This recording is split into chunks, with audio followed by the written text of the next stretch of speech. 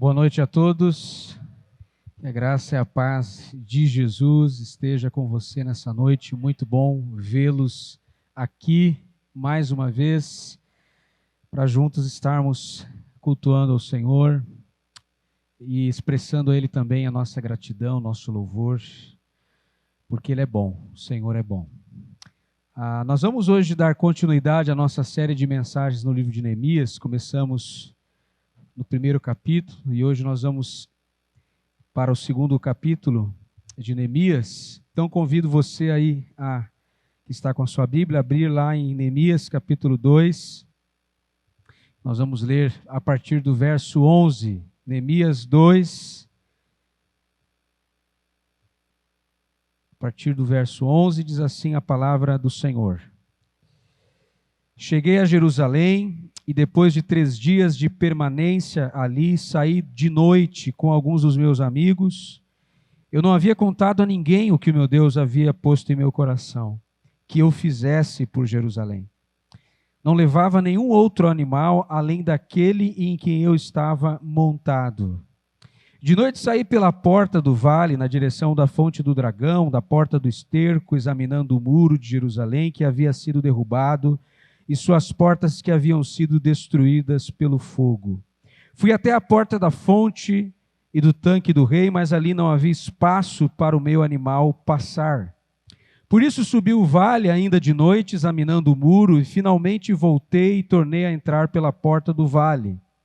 Os oficiais não sabiam aonde eu tinha ido ou o que eu estava fazendo, pois até então eu não tinha dito nada aos judeus, aos sacerdotes, aos nobres, aos oficiais e aos outros que iriam realizar a obra. Então eu lhes disse: vejam a situação terrível em que estamos. Jerusalém está em ruínas e suas portas foram destruídas pelo fogo. Venham, vamos reconstruir os muros de Jerusalém, para que não fiquemos mais nessa situação humilhante. Também lhes contei como Deus tinha sido bondoso comigo e o que o rei tinha me dito. Eles responderam: sim, vamos começar a reconstrução, e se encheram de coragem para a realização deste bom projeto. Quando, porém, Sambalate, o horonita, Tobias, o oficial amonita, e Gesem, o árabe, souberam disso, zombaram de nós, desprezaram-nos e perguntaram: o que vocês estão fazendo? Estão se rebelando contra o rei? E eu lhes respondi: o Deus dos céus fará que sejamos bem-sucedidos. Nós, os seus servos, começaremos a reconstrução, mas no que lhes diz respeito, vocês não têm parte e nem direito legal sobre Jerusalém. E em sua história não há nada de memorável que favoreça vocês. Bem, até aqui vamos ter um momento de oração. Senhor, muito obrigado por mais este domingo, mais esta oportunidade e privilégio que temos de estarmos juntos como igreja, de estarmos também diante da Tua palavra, que é viva, que é poderosa, Senhor Deus, que nos transforma, que nos orienta, que nos guia a toda a verdade. E nós convidamos o Senhor mais uma vez a estar conosco, nos conduzindo nesta noite, abrindo as nossas mentes, nossos corações, nos ensinando, Senhor Deus, como o Senhor deseja que venhamos viver para a glória do Teu nome. É o que pedimos e entregamos esse momento ao Senhor para que seja realmente um momento proveitoso, Senhor. Nós oramos assim no nome de Jesus. Amém. Irmãos, fazendo uma breve recapitulação da mensagem que foi compartilhada aqui domingo passado. Domingo passado nós falamos que Neemias, então, ele comparece diante do rei Artaxerxes, ele faz um pedido para o rei percebe que ele estava triste, pergunta o porquê da tristeza de Neemias, ele compartilha então quais são os seus planos com o rei, ele está insatisfeito com o que está acontecendo na cidade de Jerusalém, ele se vê como uma resposta da sua oração, uma resposta àquela situação e àquele cenário de crise. Ele expõe para o rei qual era o seu plano, quais eram as suas intenções. O rei então autoriza que ele faça esse empreendimento, essa viagem, oferece a Neemias também todos os recursos que Neemias precisava. Então Neemias vai empreender agora uma longa viagem de aproximadamente 3 meses, do lugar onde ele estava, da cidade em que ele estava, até a cidade de Jerusalém. Neemias até então tinha somente as informações a respeito do que estava acontecendo em Jerusalém. Agora então, Neemias vai tirar as suas próprias conclusões. Neemias ele vai até a cidade para ver com os seus próprios olhos o que estava acontecendo lá. Ele procurou ter uma visão realista do problema, daquela situação. Meus irmãos, quando se trata de nós sermos uma resposta de Deus para um cenário de crise, quando se trata de sermos um instrumento nas mãos de Deus para trazer restauração a alguma realidade, alguma circunstância que carece de restauração, nós precisamos ter um olhar realista sobre as coisas. Precisamos, meus irmãos, ter uma visão realista do problema e da situação. Por quê? Porque nós temos muitas vezes a tendência de ou superdimensionarmos o problema, tornar o problema maior do que ele realmente é. Ou nós muitas vezes tratamos o problema, a crise, como algo insignificante e pequeno, quando na verdade não é pequeno. É uma situação que merece atenção. Então nós temos essa tendência muitas vezes de olhar para uma realidade, para uma circunstância, ou nós ampliamos aquele problema, ou nós tratamos aquele problema como se ele não fosse nada, como se ele fosse pequeno. Mas Neemias, ele vai ter esse cuidado, ele quer ter uma visão realista do que está acontecendo, dos fatos. Por isso então ele sai de onde ele estava e ele vai até a cidade de Jerusalém. Sabe, às vezes a gente olha para uma situação, eu às vezes vou dar um exemplo aqui, poderia usar muitos exemplos, mas um exemplo que é muito comum de acontecer, quando um casal está vivendo uma crise, um problema de crise no casamento, e às vezes eu vou ouvir o que está acontecendo, o que está causando aquela crise, e de repente eu olho para aquele casal e digo assim, olha, o que está faltando para vocês é um problema de verdade. Está faltando um problema de verdade. Por quê? Porque às vezes nós estamos olhando para aquela situação de uma perspectiva que parece que aquele problema ele é indissolúvel. Ele é um problema insuperável. E às vezes quando nós vamos ter um olhar realista da situação, não é tudo aquilo que nós achamos. Então Neemias, ele vai checar. Neemias, ele vai fazer uma vistoria. Ele vai até a cidade de Jerusalém, por quê? Porque ele quer de fato saber o que está acontecendo lá. Às vezes nós ficamos com aquilo que as pessoas falam, com aquilo que as pessoas estão dizendo, olha, lá está acontecendo isso, lá a situação está assim, aquela pessoa está vivendo esse problema, a gente vai ficando somente com aquilo que as pessoas estão nos trazendo de informações, mas Neemias não se contenta com isso. Neemias, ele vai até a cidade porque ele quer olhar de fato para aquilo que estava acontecendo, ele quer ter uma visão realista daquele problema. E meus irmãos, às vezes falta-nos essa sabedoria de Neemias, olhar para uma situação de vários ângulos, de todos os ângulos possíveis, e termos uma visão realmente realista do que de fato está acontecendo na nossa vida, no nosso casamento, na nossa família, no nosso relacionamento com Deus, ter uma visão realista das coisas. Neemias chega então em Jerusalém depois de 3 dias, e aí então, meus irmãos, ele vai começar a fazer uma inspeção dos muros da cidade de Jerusalém. Veja só o que diz o versículo 11. Cheguei a Jerusalém e depois de 3 dias de permanência ali.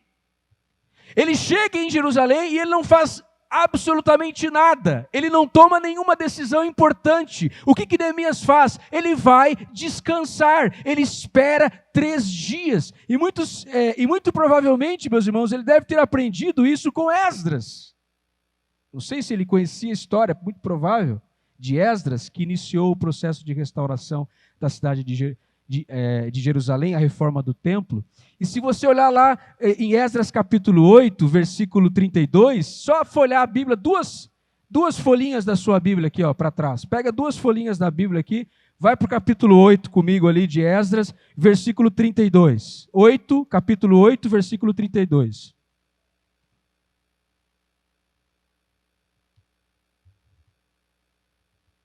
Olha o que Esdras faz quando ele chega em Jerusalém. Ele vai iniciar aqui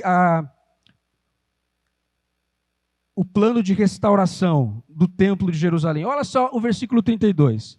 E assim chegamos a Jerusalém, palavras aqui de Esdras, e ficamos descansando 3 dias. E aí a gente olha agora para o versículo 11 do capítulo 2, o que Neemias faz quando ele chega em Jerusalém? 3 dias ele permanece ali, sem fazer nada, descansando. Meus irmãos, provavelmente essa viagem foi uma viagem muito cansativa. Naquela época você não viajava de avião, não existia, né? As viagens eram feitas sobre um animal, camelo, né? Sobre o lombo de animais, e eram extremamente cansativas essas viagens. Ele precisava recobrar as suas forças, ele precisava ter uma visão clara da situação. E sabe, meus irmãos, muitas vezes o cansaço físico afeta a nossa visão das coisas e da realidade. Às vezes o cansaço, ele atrapalha e ele impede que nós tenhamos uma visão realista de uma determinada situação. Por isso que nós não devemos tomar decisões importantes na nossa vida quando nós estamos esgotados, cansados fisicamente, mentalmente, psicologicamente, quando nós estamos esgotados, vivendo um burnout, uma crise de esgotamento. Não tome decisões. Vá descansar primeiro. Neemias faz isso. Esdras fez isso. Antes de tomar qualquer decisão, 3 dias nós vamos descansar. Uma vez eu falei isso para uma irmã aqui na igreja, ela ficou me olhando assim, né? Eu disse, minha irmã, às vezes a coisa mais espiritual que um crente vai fazer na sua vida, que um cristão pode fazer na sua vida, a coisa mais espiritual é dormir.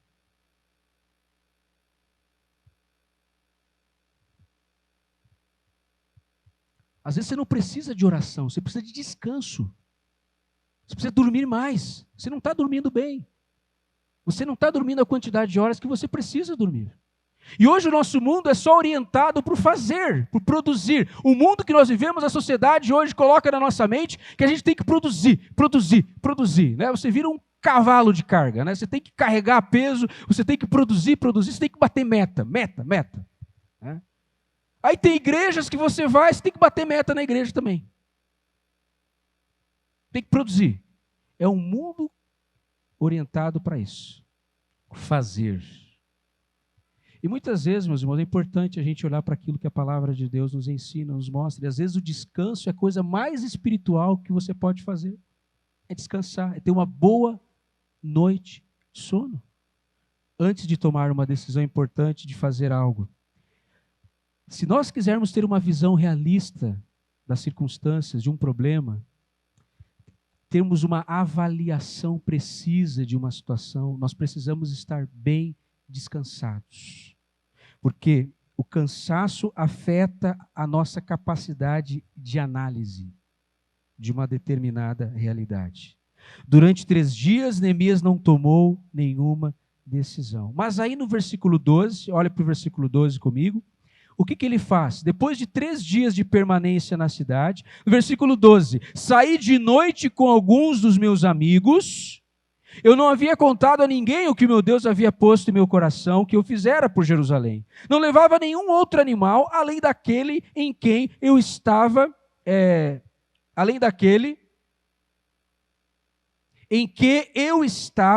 montado. No versículo 12, nós vemos que ele vai iniciar agora uma inspeção noturna dos muros.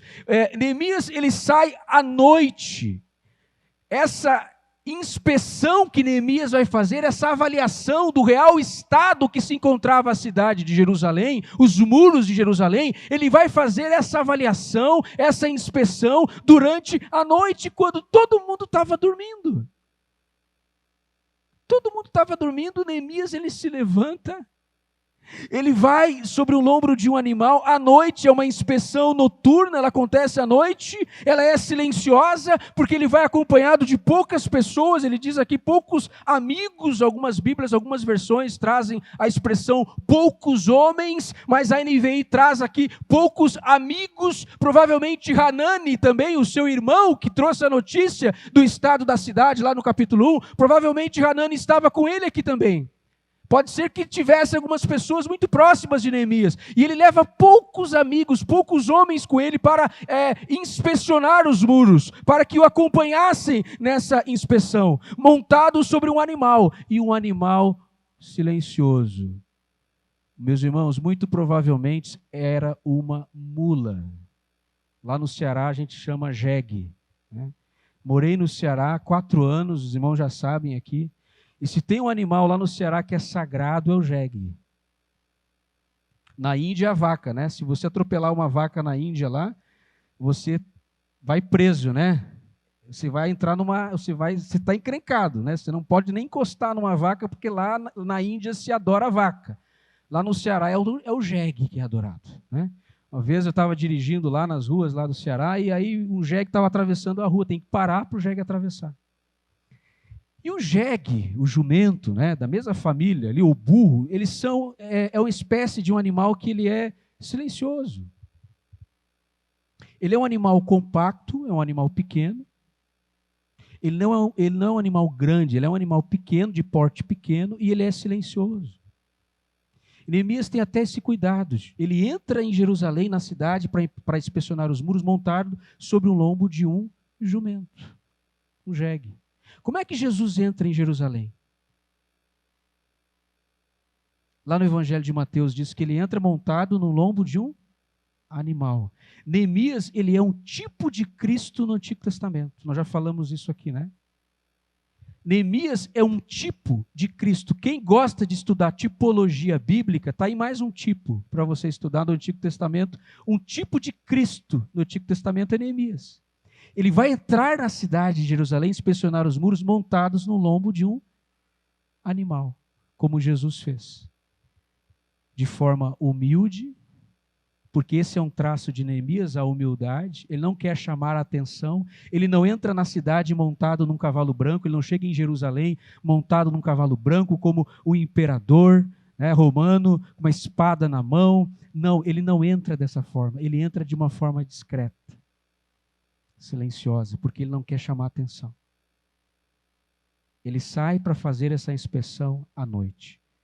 Meus irmãos, é muito interessante nós olharmos para esse princípio de Neemias que a gente pode aprender, até um princípio de liderança aqui, para quem é líder, né, exerce alguma função de liderança numa empresa, na igreja, seja onde for. Sempre que você assumir uma função de liderança em algum lugar, não faça movimentos bruscos no começo. Comece ganhando a confiança das pessoas. Comece conhecendo a realidade das pessoas. Comece ouvindo as pessoas. Comece humildemente. Se você chegou numa posição, numa empresa, num lugar alto, comece humildemente. Não chegue chegando. Sabe aquela pessoa que ela já chega chegando? Eu vou mudar tudo, porque agora eu vou revolucionar tudo, porque agora que eu estou nessa função, tudo vai ser diferente, porque agora eu vou fazer, eu vou acontecer, porque eu estava esperando chegar a minha hora, e agora que eu fui promovido, agora que eu cheguei nessa determinada função, agora que eu estou à frente desse ministério, dessa área, agora que eu estou nesse setor, agora que eu assumi as rédeas, agora comigo a coisa vai andar e vai ser diferente. Não, Neemias não é assim.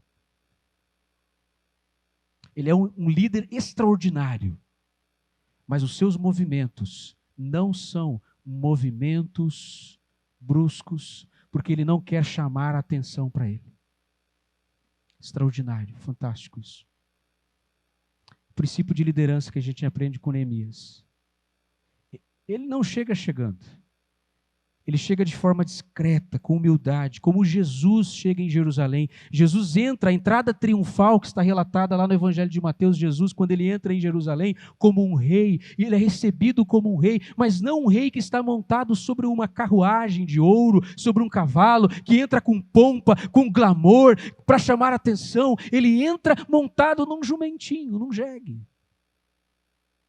Porque essa é uma característica de Jesus. Esse é um traço de Jesus, a humildade. E como eu aprendo, meus irmãos? Como eu aprendo olhando para Jesus e olhando para Neemias, para a vida de Neemias, porque Neemias também, ele vai fazer esse movimento, ele vai entrar, ele não faz alarde, ele não está fazendo barulho, ele não quer mostrar que ele é o cara, ele não quer mostrar que ele está por cima, ele vem de forma discreta, porque ele quer enxergar de perto o que estava acontecendo ali em Jerusalém. Algumas razões prováveis para Neemias chegar assim de forma discreta, despretensiosa, silenciosa. Ele não queria chamar a atenção dos inimigos.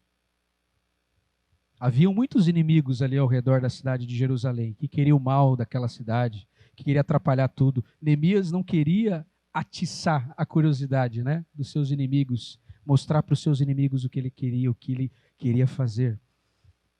Ele não queria chamar a atenção dos inimigos, ele queria evitar os pessimistas.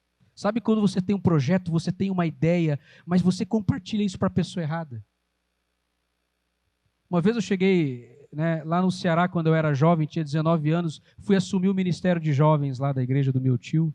Eu estava com um projeto para trabalhar com os jovens, cheguei empolgado, cheguei com todo o gás. E aí eu compartilhei com uma jovem o meu projeto, ela disse assim, já tentaram isso muitas vezes aqui, não deu certo. E isso que você quer fazer aqui, já tentaram fazer. Sabe aquele balde de água fria? Provavelmente Neemias não compartilhou antes o seu projeto, ele ficou quietinho no começo, porque ele não queria ouvir esse tipo de coisa. Os pessimistas estão sempre por aí, de plantão, né? Não vai dar certo. Isso que você está pensando fazer aí, já tentamos fazer várias vezes.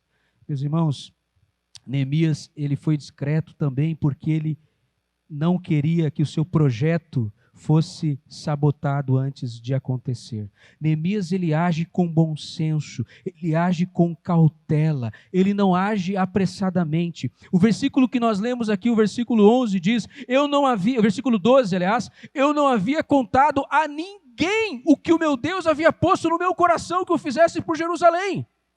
Ele tem um segredo que ele não contou para ninguém, meus irmãos. Versículo 12. Ele chegou, quietinho ele ficou e ele não compartilhou com ninguém sobre os planos, sobre as suas intenções. Ele não conta a ninguém. Neemias não foi apressado do falar. Ele não foi precipitado. Quando se trata, meus irmãos, de compartilhar coisas que Deus muitas vezes traz ao nosso coração, nós temos que tomar muito cuidado com isso. Porque muitas vezes nós pecamos por precipitação, falamos algo antes da hora. Às vezes você fala a coisa certa, mas na hora errada. E Neemias tem essa sabedoria, ele age com bom senso. Ele sabe o momento certo de falar. Deus colocou algo no coração dele. Só que ele não compartilha aquilo a ninguém, porque é um segredo entre ele e Deus até aquele momento. Tem coisas que Deus fala ao nosso coração que nem para o nosso cônjuge nós devemos falar. Não é hora ainda. Espere um momento. Imagina, eu fico pensando Abraão. Deus fala com Abraão lá em Gênesis. Abraão, eu quero que você sacrifique o teu filho, Abraão, o teu único filho, Isaque, o filho da promessa. Eu quero que você leve o seu filho lá no Monte Moriá e que você ofereça o seu filho a mim em sacrifício. Deus estava testando o coração de Abraão. Se tratava de uma provação. Abraão estava sendo provado. E Deus fala para Abraão, Abraão, sai, vai até o lugar que eu vou te mostrar e você vai oferecer o seu filho em sacrifício, Abraão. E diz que Abraão foi cedinho, ele pegou a lenha, Isaque, e ele foi quietinho. Meus irmãos, eu fico pensando, e se Abraão tivesse contado para Sara essa história? Você que é mãe aqui. Sara, vem cá, Deus pediu nosso filho em sacrifício, eu estou indo levar ele de manhã e já volto, tá? Você que é mãe, você que é mulher, só por cima do meu cadáver que você vai fazer isso. Esse guri não sai de casa hoje, você não toca nesse guri. Que história é essa de sacrificar o nosso filho? Não, nada disso, só por cima do meu cadáver. Neemias, ele vai quietinho, fazer o que Deus pediu, né? Tinha arranjado uma encrenca com Sara, meus irmãos. Tinha arranjado uma encrenca. Se ele tivesse contado aquilo para Sara. Não era o momento. Deus falou para ele fazer. Vai, faz o que eu te falei, Abraão. Ou você imagina a Sara dizendo para Abraão assim, não, pode ir, eu vou te esperar com um cafezinho enquanto tu voltar. Tá? Pode ir, vai, eu vou te esperar aqui feliz, faceira, com um cafezinho aqui, né, quando tu voltar. Não, meus irmãos. Tem coisas que Deus compartilha com você. É entre você e Deus.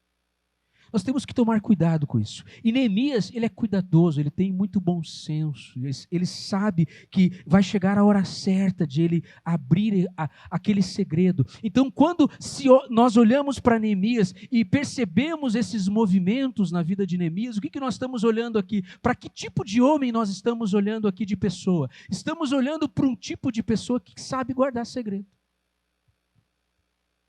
Neemias é alguém que sabe guardar segredo.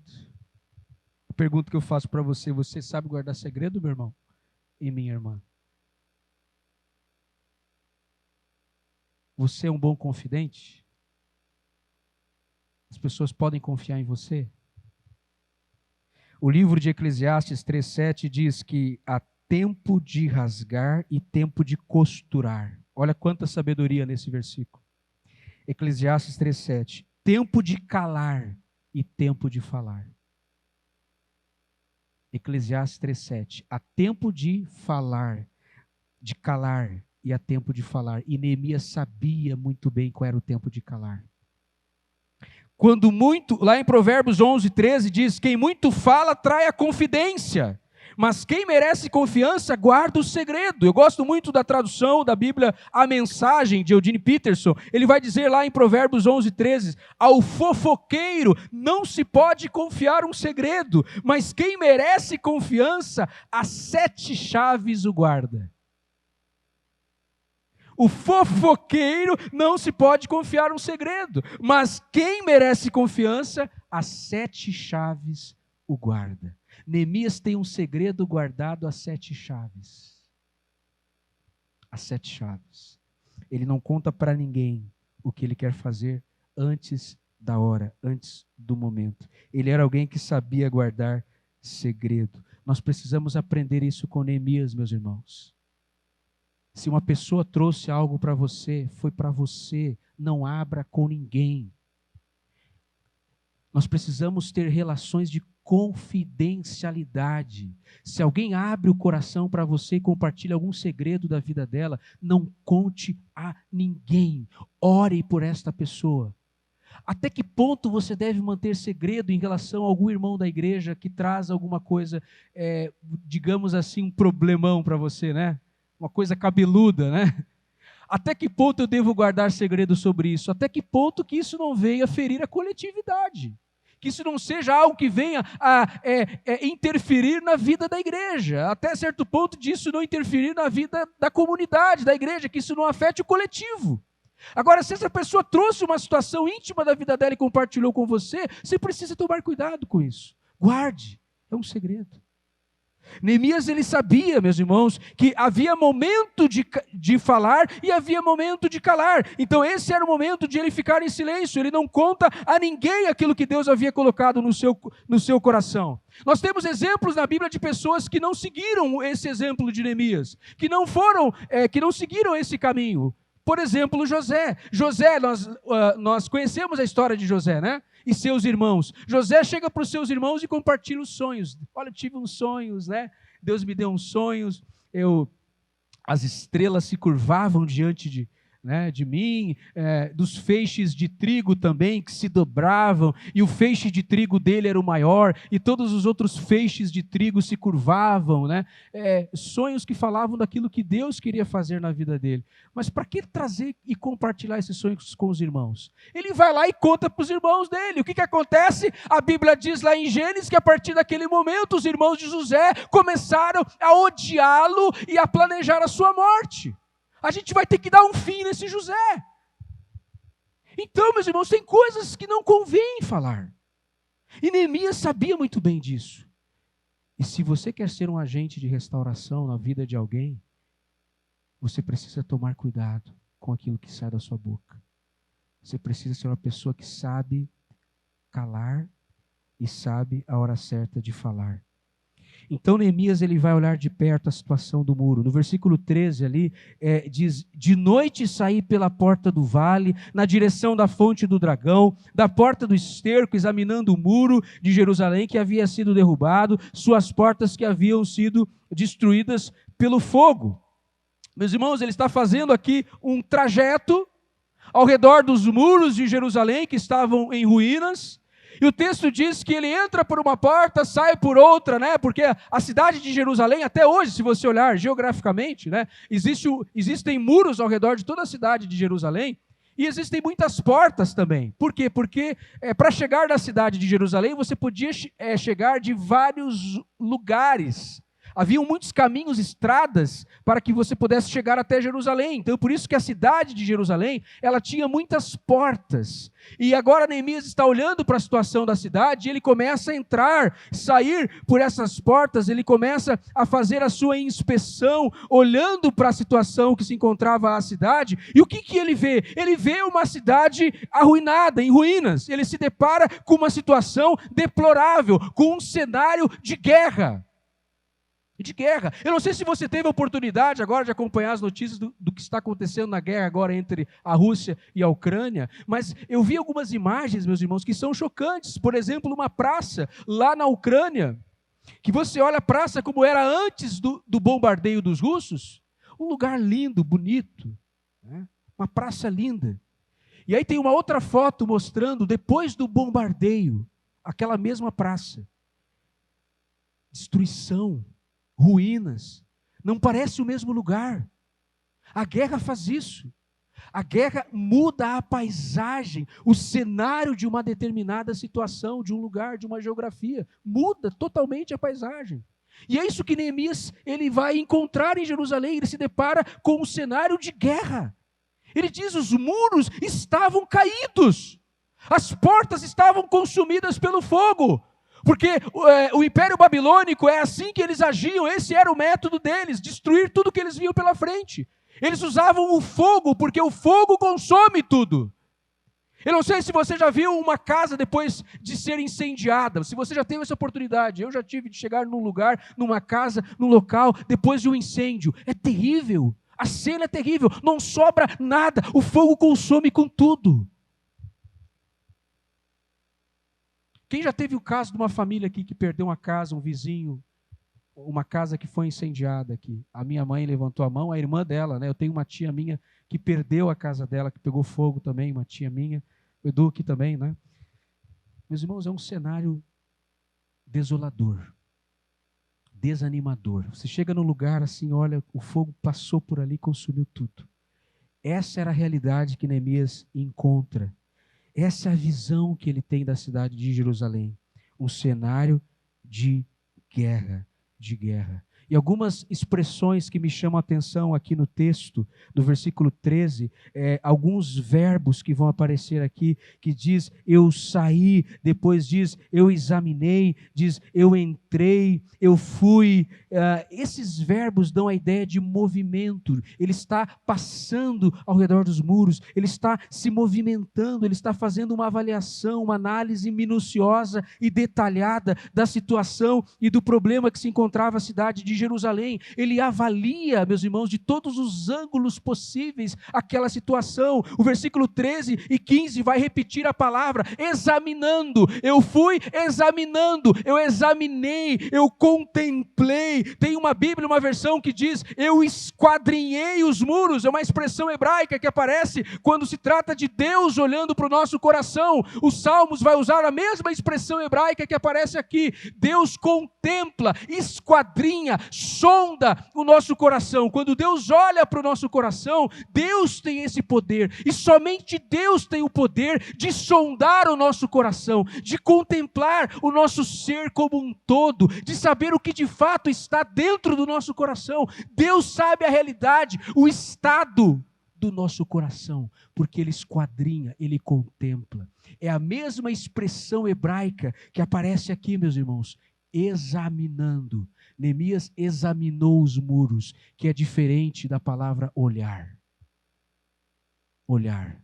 A palavra olhar é você passar o olho. Você já passou o olho em algum lugar, você não vê que na parede tem um buraquinho, que na parede ali está faltando um certo reboco, porque você não viu, você não prestou atenção, você só passou o olho. Neemias não passa o olho, ele examina cada parte do muro que estava destruído. E é assim que Deus faz conosco. Deus nos examina, Deus conhece, Ele nos vê, Ele nos sonda, Ele nos esquadrinha. Deus conhece cada detalhe, cada pormenor da nossa vida, da nossa história. Deus conhece. Deus inspeciona o nosso coração. Ele sonda, Ele vê de perto. O que Neemias está fazendo, Deus faz. Deus esquadrinha o homem. Só Deus tem esse poder de esquadrinhar, de sondar. A visão que Neemias tem da cidade é de uma cidade em ruínas. É simplesmente uma realidade deplorável, crítica, difícil. Ele examina, ele reexamina o muro e ele se depara com um cenário caótico. Ruína, destruição, entulho por toda a parte. Meus irmãos, quando Jesus veio a esse mundo, o que Jesus viu? Com que cenário Jesus se depara quando ele veio a esse mundo? Quando o Filho de Deus, o Verbo, se faz carne e vem a esse mundo, o que ele vê? Com que realidade Jesus tem que lidar? O que Jesus vê? Qual é a visão que Jesus tem do mundo? Neemias viu uma cidade em ruínas, mas quando Jesus vem a esse mundo, o que Jesus vê? Ele vê um mundo em ruínas. Jesus se depara com um mundo em ruínas. Quando Jesus desce à terra, ele pisa as ruas e anda pelas ruas da Galileia, de Cafarnaum, de Jericó. O que Jesus vê? O que os olhos de Jesus contemplaram quando ele veio a esse mundo? O que seus olhos contemplaram, meus irmãos? Os olhos de Jesus contemplaram o sofrimento humano. Os olhos de Jesus contemplaram a dor. Os olhos de Jesus contemplaram pessoas que estavam sofrendo, estavam numa situação de vulnerabilidade, vivendo debaixo da opressão, do domínio do Império Romano. Os olhos de Jesus contemplam os aleijados, os enfermos, os doentes, aqueles que viviam debaixo do poderio e do poder romano. Ele conviveu com essas pessoas. Jesus conviveu com os moribundos, ele conviveu com aqueles que eram desprezados, porque Jesus queria contemplar de perto essa realidade. O Verbo se fez carne.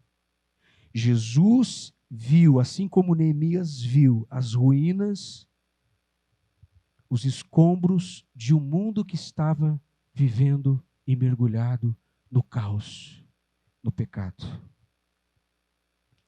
Neemias vai tomar esse peso sobre ele. Neemias olha para aquela realidade e diz: isso é comigo, eu vou ter que dar um jeito nisso. Deus me chamou para lidar com essa realidade. Jesus, quando olha para o mundo e ele vê o mundo arruinado, Jesus também assume o seu papel. Ele diz: eu vim para esse mundo arruinado, para esse mundo quebrado, para esse mundo destroçado. Eu vim para esse mundo, para essa realidade. Foi para essa realidade que eu vim. Não são os sãos que precisam de médico, Jesus vai dizer, mas são os doentes que precisam de médico. Eu vim para esses que estão quebrados, que a vida quebrou, que a vida arruinou, essas pessoas que estão falidas, essas pessoas que estão debaixo de opróbrio, de vergonha, de humilhação. Eu vim para essas pessoas. Jesus veio para nos libertar, para não apenas contemplar os efeitos do pecado, da queda, mas para tomar uma atitude. Ele veio para carregar o peso do nosso pecado sobre os seus ombros. Ele veio para nos redimir, para nos resgatar, meus irmãos, dos nossos pecados e do poder devastador do pecado. O pecado destrói vidas. O pecado continua arruinando pessoas, histórias, igrejas, casamentos, relacionamentos, famílias. O pecado continua sendo, meus irmãos, e tendo um efeito poderoso de destruição sobre a humanidade. Assim como o Império Babilônico, o pecado também, ele atropela, ele deixa sequelas, ele deixa traumas, o pecado deixa marcas por onde o pecado passa, o pecado traz destruição, traz desgraça. É com esse cenário que Neemias tem que lidar, e é com esse cenário que Jesus veio lidar também.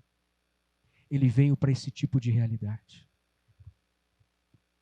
Os olhos de Jesus, a semelhança do olhar de Neemias, é um olhar atento, é um olhar que contempla a nossa estrutura. Ele vê que os muros estão caídos, derrubados. Chegou um momento do caminho, no versículo 14, em que Neemias não consegue passar tamanha destruição. Versículo 14 diz: fui até a porta da fonte do tanque do rei, mas ali não havia espaço para o meu animal passar. Neemias estava fazendo essa inspeção, mas chega um momento que ele tem que descer do seu animal, porque ele não consegue passar. Tamanha era a destruição, tinha tanto entulho pelo caminho, que o animal não consegue mais atravessar aquela passagem, aquele lugar. Ele tem que descer do animal, e ele continua a sua inspeção a pé, caminhando. O cenário era caótico, meus irmãos, porque chega uma parte do trajeto que Neemias precisa descer do seu animal e continuar a pé. Tinha entulho. Quem já fez reforma em casa aqui? O Juliano está fazendo uma reforma lá agora na casa dele, né, Juliano? Esses dias eu estive lá, dei uma passadinha lá no Juliano. Reforma é complicado, né, meu irmão? Não dá entulho, não dá sujeira. Quando você está fazendo uma reforma na sua casa, não tem que tirar aquele entulho. É poeira para todo lado, né? A casa não para limpa, né? É uma bagunça, né? Complicado, reforma é complicado. E o Juliano estava tirando todos os entulhos de dentro da casa, colocando tudo na calçada, na rua, né? Para aquele entulho poder ser levado, né? Porque o entulho só atrapalha. Entulho não serve para nada. Você não pode construir algo novo em cima de algo velho. Em cima de entulho, de sujeira, não se constrói nada novo. E Neemias tem essa consciência. Ele percebe quanto entulho há naquela cidade, ele está calculando tudo que vai precisar ser feito. Ele vai dizer, olha, vai ter muita pedra para carregar aqui, vai ter muito entulho que vai precisar ser removido e ser retirado. E meus irmãos, na nossa vida é assim, muitas vezes tem entulhos, coisas que estão na nossa vida, no nosso coração, que precisam ser removidos da nossa vida. Deus tem um plano de restauração para nós, assim como Neemias tinha um plano de restauração para a cidade de Jerusalém, mas é necessário remover o entulho, colocar esse entulho para fora, tem que tirar o entulho, tem que remover todo o entulho da nossa vida. Se nós quisermos experimentar o agir de Deus, o mover de Deus, a ação restauradora de Deus da nossa história e na nossa vida, tem que tirar o entulho fora. Deus não trabalha no meio da bagunça e do entulho. Tem que tirar o entulho para fora.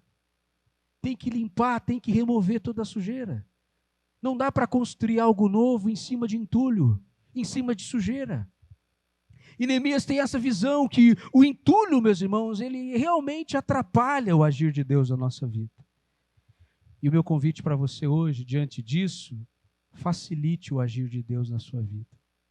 Facilite, seja um facilitador da vontade de Deus na sua vida. Seja um facilitador do agir de Deus na sua vida. Não impeça o fluir de Deus na sua vida, por causa de coisas que já deveriam ter sido removidas da sua vida. Removidas, simplesmente removidas. Lá em Hebreus 12:1 diz, portanto também nós, uma vez que estamos rodeados por tão grande nuvem de testemunhas, livremo-nos de tudo que nos atrapalha, do pecado que nos envolve e corramos com perseverança a corrida que nos é proposta. Eu gosto muito dessa expressão do autor aos Hebreus aqui, que ele vai dizer, livremo-nos de tudo que nos atrapalha. Algumas Bíblias trazem a expressão, livre-se de todo peso. Joga fora o peso, joga fora o que está atrapalhando você de correr. Um atleta, quando está numa maratona, ele precisa estar no peso ideal, ele tem que eliminar peso. Se ele quer ganhar a maratona, se ele quer chegar no final daquela maratona, se ele quer ser um vencedor, ele precisa eliminar todo o peso, ele não vai levar peso com ele. Experimenta pegar um peso aí, meu irmão. Ó, das 15 minutos, esse copo está pesando umas 5 gramas. né? 15 gramas aqui, 5 minutos. Experimenta ficar 1 hora, 2 horas, 3 horas com esse copo nessa posição que eu estou aqui, ó. O que vai acontecer com o meu braço? Se eu ficar aqui 1 hora, 2 horas, 3 horas com esse copo nessa posição, esse copo vai deixar de ter 15 gramas para ter 5 quilos, 15 quilos. Não é? Daqui a pouco eu vou começar a sentir uma dor no braço, um cansaço no braço, e eu vou ter que soltar o copo. Vai ter 1 hora que o meu braço vai pesar. Tem pesos que você está levando com você de muitos anos, de muito tempo, que está atrapalhando o que Deus quer fazer na sua vida, através da sua vida. Remove isso hoje. Se livra disso. A expressão que a Bíblia traz aqui em Hebreus, o texto diz, livremo-nos de tudo aquilo que nos atrapalha, que é peso. Se livra do peso. Você está levando peso, por mais quanto tempo você vai levar esse peso com você? Essa amargura, esse rancor, esse ressentimento, essa culpa dentro do seu coração, por mais quanto tempo? Isso vai pesando. Vai atrapalhando você de correr a corrida, de correr a maratona, que Deus quer que você corra. Nós precisamos correr, nós precisamos seguir em frente. Como diz o autor aos Hebreus, nós precisamos olhar para Cristo. Nós temos uma corrida, meus irmãos, nós temos que completar essa corrida, mas para isso eu tenho que me livrar de tudo que me atrapalha. E na visão de Neemias, tinha muita coisa para ser feita naquela cidade. Eu imagino Neemias pensando assim, olhando para os muros da cidade de Jerusalém, pensando, vai ter trabalho. Vai ter trabalho pela frente. Muito trabalho. Imagino Deus olhando para nós também, dizendo, essa pessoa vai me dar trabalho. Vou ter que fazer hora extra. Imagino Deus dizendo, vou ter que fazer hora extra para colocar essa vida no lugar. Mas é para isso que Ele veio. Deus não vai desistir de você. Deus não vai desistir de mim. Deus não vai desistir de nós. Deus, enquanto Ele não terminar a obra que Ele começou na nossa vida, Ele não vai desistir. Se tem alguém que não desiste de nós, é Deus. Deus nunca desiste de um filho seu, de uma filha sua. Ele nunca desiste. Nós desistimos. Às vezes passa na nossa mente. Às vezes a gente tem vontade, não é? De desistir. Mas Deus jamais vai desistir de nós.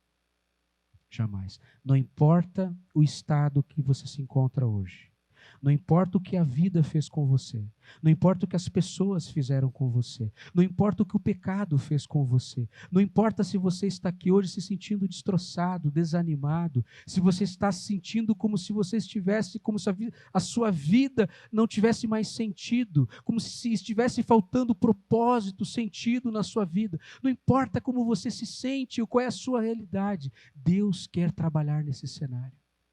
Deus quer mudar esse cenário. Deus quer mudar essa realidade. Deus quer fazer tudo novo. Ele quer construir algo novo na nossa vida. Amém? Deus quer levantar o muro que está caído. Ele quer restaurar o que tem para ser restaurado na nossa vida. Ele quer mudar o que tem para ser mudado. Ele quer transformar o que tem para ser, o que há ainda para ser transformado na nossa vida. Eu gosto muito daquela música do Vaso Novo que diz: eu quero ser, Senhor amado, como um vaso nas mãos do oleiro, quebra minha vida e faça de novo. Vou pedir ajuda do tecladista aqui, do Fabiano. Vamos lá? Será que sai, Fabiano? Vamos lá. Tu conhece, sabe? Essa é antiga, essa é do teu tempo. Brincadeira. Brincadeira. Essa aí tem cheiro de naftalina, Fabiano. Bem conhecida, né? Vamos cantar ela juntos, irmãos? Vamos encerrar cantando? Tinha mais coisa para falar, mas vamos deixar para domingo que vem. Né? Deus quer mudar esse cenário de dor, de sofrimento, de caos. Deus quer começar a construir tudo novo, mas para isso você tem que se livrar do velho. Jesus falando para os fariseus, ele disse, você tem que se livrar do velho fermento. Falando da influência do farisaísmo, dessa visão legalista da vida cristã, esse fermento velho que precisa sair. Vocês são massa nova, Jesus vai dizer. Se livrem desse fermento velho, essas coisas velhas, essas coisas que só atrapalham o agir de Deus na nossa vida. A gente tem que se livrar disso. E Deus te convida a fazer isso hoje aqui. Assim como Neemias entra na cidade, inspeciona os muros, Deus hoje esquadrinha o nosso coração. Ele vê as paredes do nosso coração, o estado que se encontra no nosso coração, a nossa vida. Ele fez isso quando ele veio a esse mundo. Ele veio conhecer de perto essa realidade. Por isso que ele se tornou homem, por isso que ele se fez carne, por isso que Jesus teve carne e osso, era Deus vivendo entre nós, para conhecer a nossa realidade, para lidar com a nossa realidade, para se identificar com a nossa realidade. É isso que ele fez, é isso que ele continua fazendo, restaurando.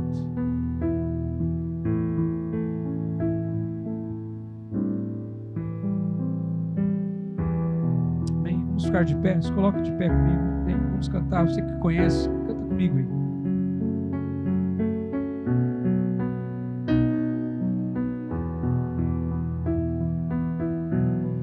Eu quero ser, Senhor amado, como um vaso nas mãos do oleiro, quebra minha vida e faz-a de novo. Eu quero ser, eu quero ser um vaso novo. Todos juntos. Eu quero ser, Senhor amado, como um vaso nas mãos do oleiro. Quebra as nossas vidas, Senhor. Nos faz mais uma vez, nos refaz, Senhor, nessa noite. Toma-nos nas tuas mãos, tu és o oleiro, Senhor, nós somos os vasos, Senhor Deus. Eu quero ser um vaso novo. Senhor, há quanta coisa em nós que precisa de restauração, de renovo, de transformação.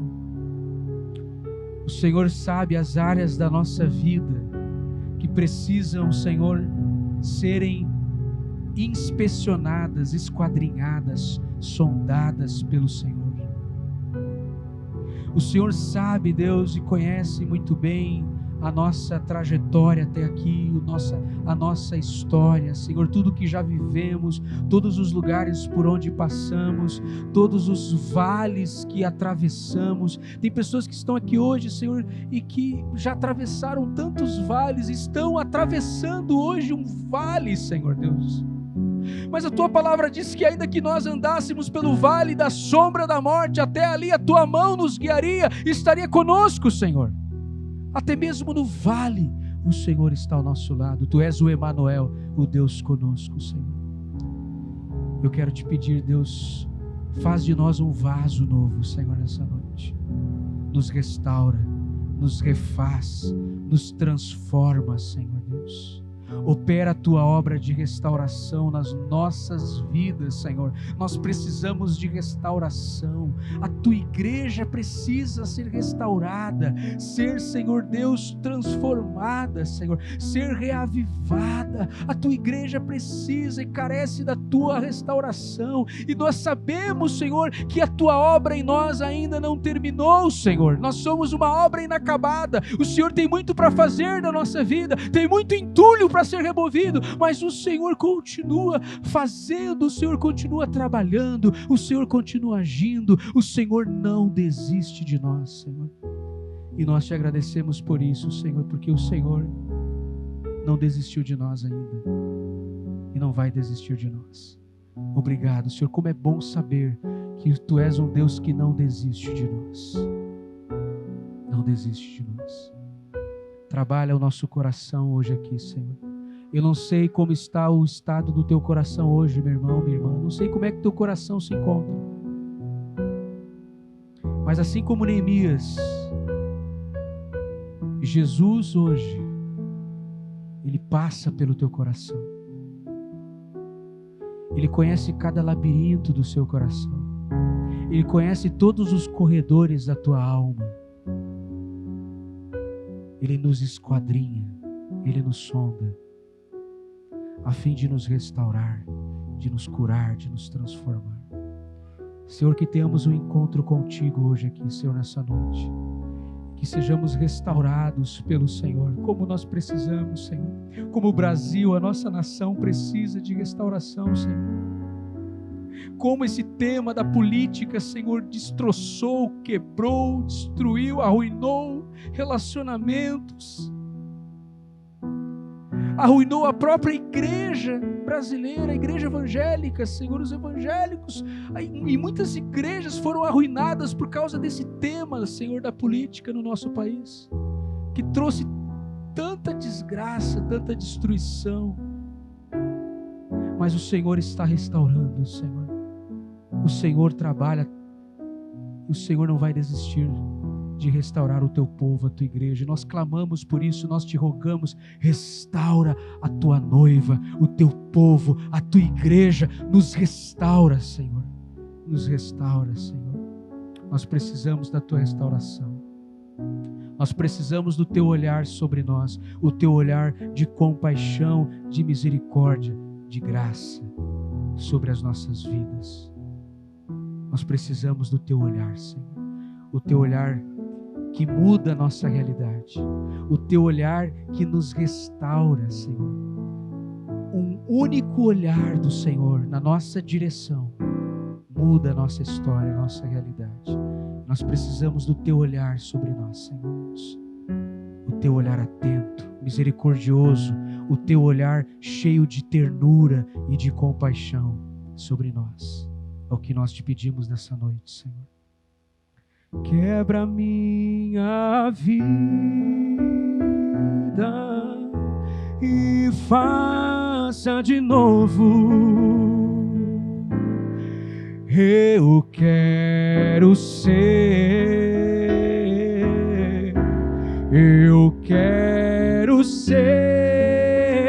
nós queremos ser um vaso novo, Senhor. Vaso novo. Eu quero ser, Senhor amado, como um vaso nas mãos do oleiro. Quebra minha vida e faça de novo. Eu quero ser,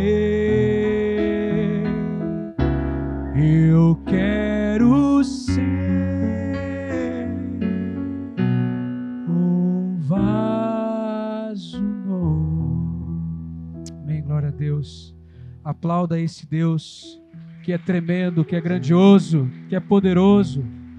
Esse Deus que faz nova todas as coisas, esse Deus que quer restaurar as nossas vidas, que restaura todas as coisas.